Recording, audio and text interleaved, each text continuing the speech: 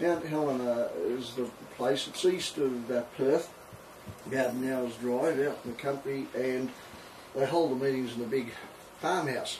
And these people rent this property, and they've got an enormous acreage there. And the son told me about a circle carved in a rock. And I said, oh, well, next time I'm here we'll have to have a look at that. And anyway, it was raining on and off from the moment we got to Perth on the Friday, and it's on the Saturday night, 28th of July, and I took them ahead, hey, let's go out there. And we made time to go back, and I'm glad I did, because Heather stayed in the house because of her knee, but the husband took me out. It's in the newsletter anyway. He took me out in the tall grass there. We had the lady gave us bags, plastic bags, to put over our shoes, and because of the grass, and it kept us reasonably dry. And in between bouts of peppery rain, I found a building about the size of this room, in amongst little standard gum trees, and that was on the east side of the property. And on the north side, later in that evening, I found, no, the west side, I found another enclosure with a big rock wall, granite, and it enclosed an altar, and that's in the magazine anyway.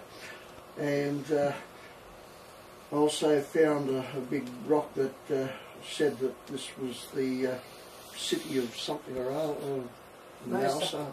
Yeah. And next trip, where of course it was on sunset, in fact the sun had gone down and I had to use flash on it, but I chalked it in, measured the carvings and everything, and got it all done and got back to the house, and just on dark. So I worked very hard that afternoon, but during the course of that I found one and a half skulls sticking out of an embankment, and that's the pygmy skulls I've got in there. And a couple of days later, of course, going down through Dunning on our way to the southwest forest, we called into the picnic ground, and I found a number of hominid fossils sticking up out of the ground. How lucky can you get? One of them was that Homo erectus skull. So we've made a lot of discoveries on the trip in the short time we were there. At least it was 10 or 12 days, better than the 3 days I had last time. And on this occasion I learnt from one of the members of the UFO group that the area around Mount Helena often has strange lights in the sky, and they have sky watchers like us after their meetings normally, and it was good weather. And also I've learnt that Perth's been having a few UFO sightings. It's nothing unusual to see strange things hovering around there at night. But what interested me was, because of my talk on the underground bases over here, a fellow told me afterwards about, a few of them, they all knew about it actually, an underground base for much the same purpose as here, the experimenting with an advanced space travel technology that officially doesn't exist, and spacecraft, saucer type craft and other objects have been seen to fly in and out of a certain area up behind Geraldton, and also at Exmouth Gulf. And there's 17,000 American troops going to be pumped into Geraldton for purposes unknown, and they're going to apparently man a base. Well, we assume it's the one that goes underground. Well, north of Perth there's a big air base, and I photographed the entrance to that. We drove up and down in the rain so I could get a shot, because I didn't want to be noticed. Because there's a couple of blokes standing there, and they see you photographing base, Al-Qaeda or something. Anyway, we tried not to look suspicious, and I went click, I got a good picture. And complete with rain. Yeah, and that's in the magazine. But we took a lot of photos up there for future books, and next year when we go back, I'll be spending some more time on the UFO scene. Couldn't do any sky watching because of the clouds. Every night there was clouds, and at least I was thankful it didn't rain all the time. They just had a year's worth of rain in 2 weeks. Yeah, really? Oh, they did our number. Then there was, I climbed up a mountain, a granite outcrop, a miniature, thank goodness, a miniature version of Ayers Rock. And what was the name of that one? Mount something, Governor or something. But it's in the middle of the forest. Chundalup. That's it, Chundalup. And Chuggalup. a sacred site of the Gimme Gimme Land Council or something. Anyway, you get on top of it and you look all around the country, as flat as a tack, and you've got all this low scrub, and that's pygmy country. The local pygmies are supposed to live there according to the Aborigines, and about 10 years ago there was something, only 5 years ago, there was the case where some campers found tracks out there, and what differed about them was the small toe, which is placed a little further down the foot than normal human toes, and that's a characteristic of them. And I wonder what connection they might have with those pygmy skulls, which were given a Latin name to. And I even named the Homo erectus skull was it Westralia heatheri? Seeing the driver did all the driving everywhere. But this new club up there, they don't have any structure, just like ours, and everybody enjoys themselves. That's the main thing. So I'm looking forward to accepting an invitation to come back next year. I might be talking at a conference that has got to be organised yet, or a seminar that the Ramseys are going to do.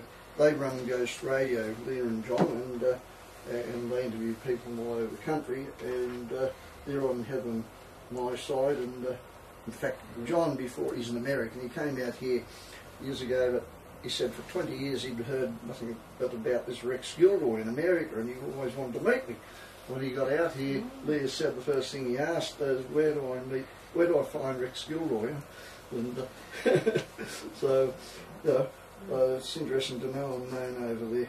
But I was informed that there's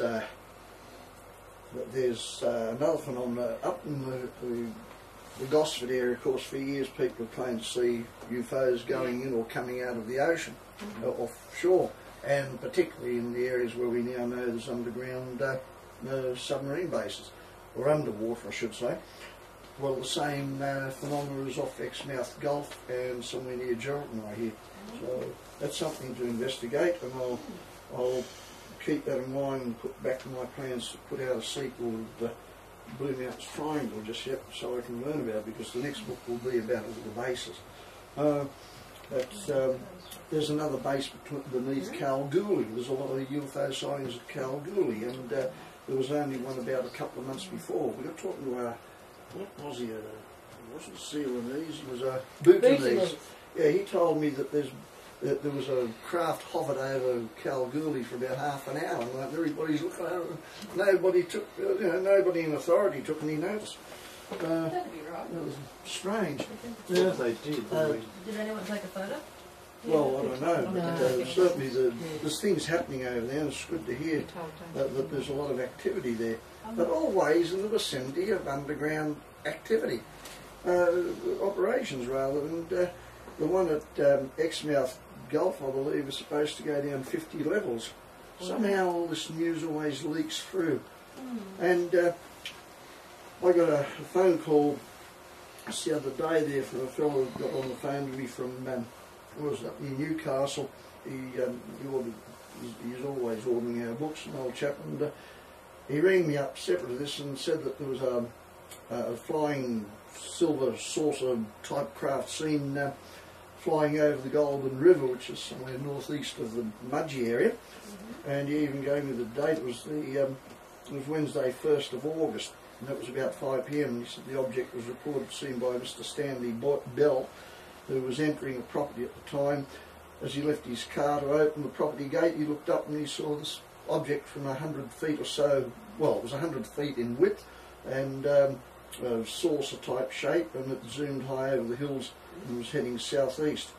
and then I got a phone call from a fellow wanting to know when our meeting's on. He was from somewhere here in Katoomba. Didn't give his name, but he said there was a blue glowing craft seen by himself and several other people over the Canimbla Valley for about 10 minutes on Sunday 12th of August. That was about 4:30 p.m. The craft was seen by several people to move off to the southwest and disappear over the Canangara wilderness. Well, there's a lot of things happening over the western side of the Burragorang, Canangara, as you know, so maybe not that's got something to do with that.